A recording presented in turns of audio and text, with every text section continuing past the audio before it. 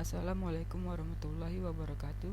Nama saya Ricky Ferdian, NPM 1940402111. Di sini saya akan menjelaskan yang pertama, pengertian dan sejarah radikalisme. Yang kedua, pandangan Islam tentang radikalisme. Yang ketiga, upaya Islam dalam mencegah radikalisme. Yang pertama di sini saya akan menjelaskan pengertian radikalisme. Pengertian radikalisme adalah suatu ideologi, ide atau gagasan dan paham yang ingin melakukan perubahan pada sistem sosial dan politik dengan menggunakan cara-cara kekerasan atau ekstrem. Inti dari tindakan radikalisme adalah sikap dan tindakan seseorang atau kelompok tertentu yang menggunakan cara-cara kekerasan dalam mengusung perubahan yang diinginkan. Yang kedua, sejarah radikalisme. Pada dasarnya, radikalisme sudah ada sejak zaman dahulu karena sudah ada di dalam diri manusia. Namun, istilah radikal dikenal pertama kali setelah Charles James Fox memaparkan tentang paham tersebut pada tahun 1797. Saat itu, Charles James Fox menyuruhkan reformasi radikal dalam sistem pemerintahan di Britania Raya atau Inggris. Reformasi tersebut dipakai untuk menjelaskan pergerakan yang mendukung revolusi parlemen di negara tersebut. Pada akhirnya, ideologi radikalisme tersebut mulai berkembang dan kemudian berbaur dengan ideologi liberalisme. Seperti yang disebutkan pada pengertian radikalisme di atas, radikalisme seringkali dikaitkan dengan agama tertentu, khususnya Islam. Hal ini dapat kita lihat dari adanya kelompok ISIS, Islam State of Iraq and Syria, yang melakukan teror terhadap beberapa negara di dunia dengan membawa atau menyebutkan simbol-simbol agama Islam dalam setiap aksi teror mereka. Tindakan ISIS dan dukungan dari sebagian kecil umat Islam terhadap ISIS pada akhirnya membuat sebagian masyarakat dunia menganggap ISIS merupakan gambaran dari ajaran Islam. Namun tentu saja hal tersebut tidak benar, karena sebagian besar umat Islam justru mengutuk tindakan keji yang dilakukan oleh ISIS. Yang ketiga, pandangan Islam tentang radikalisme.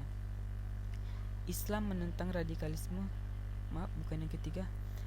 Islam menentang radikalisme. Allah Subhanahu wa taala telah menyempurnakan ajaran Islam dan menjadikan umat Islam sebagai umat terbaik yang akan menjadi saksi atas umat yang lain. Dari kalimat umatan wasatan atau umat yang adil atau pertengahan, tampak jelas bahwa umat Islam dilarang melampaui batasan yang telah ditetapkan syariat, baik dalam keyakinan maupun amalan. Sikap melampaui batas tidak akan membuahkan hasil yang baik dalam semua urusan, apalagi dalam urusan agama.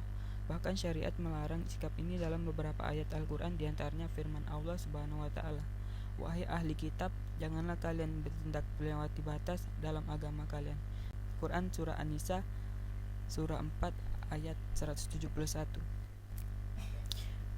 Berlebih-lebihan dalam agama adalah dengan melakukan sesuatu yang melampaui batas dengan kekerasan dan kekakuan, sebagaimana disebutkan oleh Ibnu Mansur rahimahullah dalam kitab Lisanul Arab.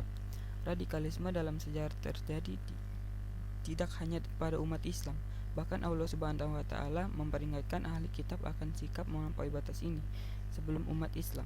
Sejarah pun mencatat banyak tindakan-tindakan radikal dilakukan selain umat Islam, baik di zaman dahulu hingga sekarang. Namun mengapa hanya umat Islam saja yang disudutkan? Ironisnya, banyak orang Islam ikut-ikutan bicara radikalisme tanpa dasar dan ilmu yang membuat semakin keruh dan rusak serta tidak memberikan solusi sama sekali. Tidak dipungkiri, radikalisme memiliki multi sebab, mulai dari pemahaman yang parsial, salah memahami ajaran Rasulullah SAW tanpa merujuk kepada pemahaman yang benar yang telah dipahami oleh as-salaf as-salih, termasuk juga masalah politik berupa penindasan dan penjajahan menjadi pemicu tindakan radikal. Semua sebab-sebab ini membuahkan hasil yang sangat berbahaya bagi kemajuan peradaban manusia dan kesejahteraan mereka di dunia. Tentunya hal ini menuntut setiap kita untuk berusaha mencegah dan menghilangkannya. Oleh karena itu, sangat diperlukan upaya yang maksimal untuk merujuk pemahaman as-salaf as-salih dalam memahami agama dan menjalankan metode pemahaman mereka dalam mengamalkan ajaran-ajaran Rasulullah SAW. Dan yang terakhir, upaya Islam dalam mencegah radikalisme. Ada 4 konsep pendidikan Islam dalam mencegah radikalisme. Yang pertama, al-amanah atau dipercaya. Dipercaya merupakan salah satu sifat yang harus dilakoni setiap orang. karena tanpa kepercayaan maka seseorang bukan saja menjadikan beban ke keluarganya, akan tetapi menjadikan beban masyarakat. Mereka yang kehilangan kepercayaan sangat sulit diamanahi. Segala sesuatu bahkan kehancuran terjadi karena amanah diserahkan kepada mereka yang tidak memiliki sifat amanah. Yang kedua, asyidik atau jujur. Jujur merupakan salah satu kata kunci pergaulan yang mutlak dijalankan dalam kehidupan sehari-hari, baik di dalam keluarga maupun di luar keluarga. Berbagai masalah yang muncul dalam kehidupan kita akibat tidak adanya sikap jujur terhadap diri sendiri dan kepada orang lain. Jika kejujuran sudah tidak ada lagi dianggap sebagai barang yang berharga, maka kehidupan tidak akan berarti dan tidak akan memiliki nilai-nilai positif, karena segala sesuatu yang dilakukan dibangun di atas kedustaan. Apapun yang dicapai oleh setiap orang yang dibangun di atas kedustaan, maka pasti tidak akan berkesinambungan. Yang ketiga, al-fatonah atau cerdas.